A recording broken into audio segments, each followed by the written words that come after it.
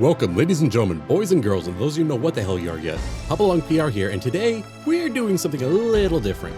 We're going to be looking at an age-old video game character type, the silent protagonists. Moreover, we're going to be looking at what they mean in their games, the impact they have on the story, and what it means to the player. Now let's set some loose definitions before we continue. What constitutes a silent protagonist? In this case, it's any protagonist that doesn't have any dialogue that isn't chosen by the player. We'll ignore things like cutscenes, noises, running, walking, moving, jumping, battle grunts, nonsensical jabber, sighs, just because, I don't know, because fuck that, because it doesn't matter. We cool? We cool. Now, what's the point of having a silent protagonist? Well, I have two theories. I'll tell you the second one later, but first and foremost, it gives your player the role of directly being in the game. It allows you to make choices as them, and what you say goes. It adds a layer of immersion. When it's done well, it's phenomenal. Otherwise, it's potentially hilarious or cliche. Well, you could try to argue that the earliest silent protagonist is the paddle from Pong or any of the numerous spaceships from any arcade cabinet, but for convenience sake, let's face the facts and look at one of the oldest and most important trio of silent protagonists. Two of our examples actually come from the same year, 1986. And, to this millennial born in 1992, 1986 seems like a long and old time away. Anyhow, we're introduced to our silent protagonist, Link, in The Legend of Zelda, and later the world would meet the hero from the Dragon Quest, the Dragon Warrior game. The last one beat them both by a year though, and he's still around today as the silent jump man we all know and love, Mario. Each of these characters allowed the player to be more involved with their respective games. For games like Super Mario or The Legend of Zelda, it gave the player a name and a mission. That's all they needed. Everything else was in your hands. You didn't need to even speak to people if you ran into them, nor did it matter if you did. Both of these games were a chance for the player to go on an adventure into a world where there are no easy answers to your questions. Like, why is a giant turtle a bad guy? Why is a giant pig a bad guy? We don't know. But we can figure out as we go on our adventure, discover the world. Now, I kept Dragon Quest separate because it's going to lead into the bulk of this video. I'm going to be looking at the various silent protagonists, primarily in RPGs, because they focus on the story element of the game. Not to mention, remember that little thing I said about, I'll tell you my second theory later? Okay, here it is. I gotta imagine that silent protagonists were an answer to limitations. Why have a full character's worth of dialogue in a game when you can use that memory for more important elements of the game? Probably freed up a decent amount of space on the early era games. You know what? Good on them. Bravo. Now we'll ignore racing, fighting, party, and most simulation games we won't even pay much attention to. Okay, so let's deal with the different type of silent protagonists in RPGs in their respective games. What's that? You thought they'd be the same? Oh, silly little viewer. You're talking to a writing nerd, so whether they intended it or not while writing these games, there are definitely different sides and functions in each of the silent protagonists in their games to accompany their feel.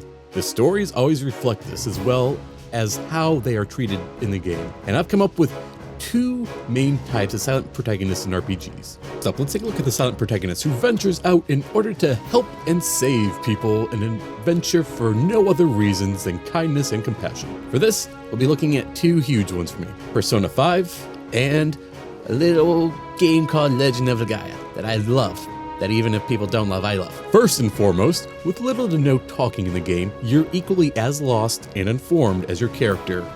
We're more or less dumped into a world with minimal knowledge of things from a brief intro, and ultimately don't know of your ultimate end goal yet. This allows you as the player to explore the world, find out about it and what happened to it, and how you can try to help and fix things. So you're set off on the proverbial hero's journey, which is what we'll be calling this one. In terms of the story, the character is as you see them, an unwavering force for you to explore and adventure throughout the land. Your character only wavers if you waver while playing. Otherwise, they're an unstoppable force against evil to save the world.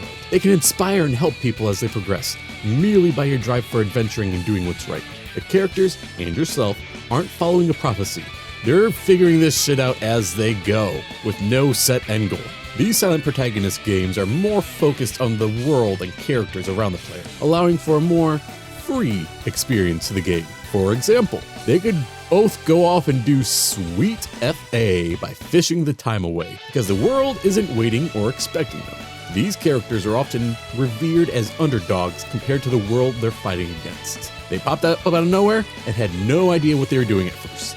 Their resolves grow and harden as they progress and learn about the world they're in, what they're really up against, and it gives you the joy and satisfaction of figuring out who's doing what. More often than not, these heroes often receive critical aid from people that they've helped, as a sign of all you've done and to prove that you've made one hell of a difference in that world.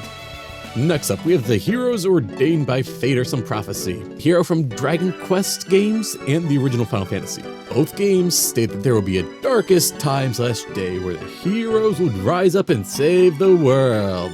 And their goal is now your goal. So, by a series of consequences, you're now the hero. We'll call this Silent Hero. You're the one who gets to roll up to the big bads of the world and show them who's boss. In fact, more often than not, you get a list of asses to kick. You're the one who can stand up to the great challenge of saving the world from evil. You have a clear goal, and the game's purpose is to get you there. Since these heroes are trying to live up to fate, they're vigilant in their overarching goal. But they're always looking for ways to help the people as they progress. They can't turn a blind eye to those in need. More often than not, you get to kill two birds with one stone by getting to uproot little bases of your enemies while people start treating you with respect and admiration for your benevolent deeds. The difference between the previous entry and this one is a sense of scale. You are no underdog. You are the goddamn hero. And I am the goddamn hero! While you're helping people across the land, your reputation as a hero grows and is known to certain people who will then try to help you in any way they can. They've seen what good you can do, and they want to help you. You are demonstrating what it means to be a hero by demonstrating your will through your kind deeds that you do across the lands, gaining the world's trust and faith, arming yourself against despair. In these settings, a character remains steadfast and moving forward. To them, things are on a timer that is quickly running out. It shows a sense of selflessness and determination that's required to stare absolute evil in the face and smile as you strike them down. I mean, I can't imagine a game where the hero wasn't Primarily concerned about the prophecy and saving the world, where they had to focus on their petty shit until someone kicked them back in line. I mean, that'd be tedious, which kind of kills the image of being a badass of Destiny. Especially if they added a time travel Deus Ex Machina bullshit event to try to give the illusion of that hero actually undergoing through an arc over some change of time. I mean, I'd have to rake such a lazily written game across the coals from now till doomsday. Alright, I've had my fun. Moving right along, let's take a step back from the RPGs and look at something simpler, or rather, more destructive. These are the silent protagonists in action games, who don't say a single word, but they wreak massive amounts of havoc and breaking plenty of shit in their way. I'll be using an odd couples match for this one. We have Crash Bandicoot and Doom Guy. Both of these characters are nothing but mindless tools for you to break, kill, destroy, and do any number of other verbs to overcome your obstacles. These act more akin to a weapon to the player, rather than some character in a game. Not only that, but you get bigger and better upgrades as you go along. Now, is there a story in those games? Yes, it's 100% there. Are they relevant to you and your sense of enjoyment from playing the game? No. Not in the slightest. You're more than likely interested in wrecking the shit out of everything in your path. This is a good example of letting the player turn off the brain's more critical expectations and just enjoy the schlocky goodness and break everything and everyone in their path. Alright, so normally those are what I'd call the normal silent protagonists in their games and character types. But I'd be remiss if I didn't get into the more modern uses of the silent protagonists. Now, let me ask you, does a walking simulator sound fun? What about a farming simulator? I mean, for my own entertainment, I often need a story or something to latch on. I'll look at simulation games that do have stories built around their mechanics. Remember these guys? Both are examples of fantastic storytelling using their game's mechanics to add to the story. In Stardew Valley, the villagers see the player as a newbie farmer who has yet to ripen into a well-grown character. Not to mention that all the simulation games make us feel like we have a consistent, profitable future, giving us a false reality of accomplishment and hope for the future. The Stanley Parable is a metagame, but technically speaking, it's a walking simulator game. The silent protagonist is Stanley, but pretty much everybody knows you're the one pulling the strings. The best part of the silent part is, it's a walking adventure game. More often than not, just by doing simple movements all of us can do, you can do just about anything in the game. Nothing extravagant, but it's enough to deliver the player to their desired ending. The path they choose to get there is up to them. It shows how much you can do with a simple game mechanic. The silent protagonists are dying though, and for good reason. It was overused, and people got sick of the lack of character involvement in their games. Again, I really have to think that silent protagonists were created out of limitations and as a way to free up space. In modern games, you see just so many programmers have a story that they want to tell, and their players, no choice but to go down it. All power to them. That's not to say that silent protagonists can't be used perfectly these days. It has. I'd even say a game made within the last 5 years fully utilized the power of the silent protagonist. My prime example of the potential power of a silent protagonist in a storytelling perspective comes from the internet's very own precious bundle of joy, Undertale. I won't say anything more about the game, sadly, just on the off chance someone watching has never heard of it or played it. In the future, you need to go into Undertale blind if at all possible. I think I'll end things with this. If you want to look at a master of creating silent protagonists, look to Shigeru Miyamoto.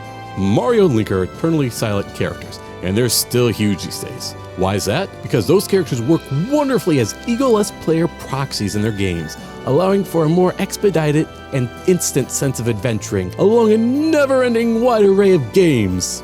God bless you, Shigeru Miyamoto. So, thank you all for humoring with this. It's definitely nothing like I've done before, but I had an idea, and I did it. So thank you all for watching. Don't know if I'm going to do a theory next, or I'm going to do the Danganronpa review, but nonetheless, thank you everybody for watching. If you have anything you want to say, make some noise down in the comments below, and thank you all for staying weird.